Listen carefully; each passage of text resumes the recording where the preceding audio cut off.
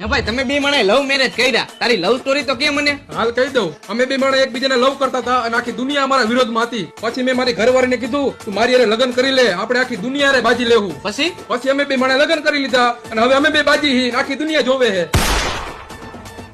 બોલ હવે કઈ સાંભળવું હે? ના ના કાઈ નથી સાંભળવું. આ એલિયન જેવો કોણ હાઈલો આવે છે? અમારે અહીંયા મોબાઈલ મળે છે.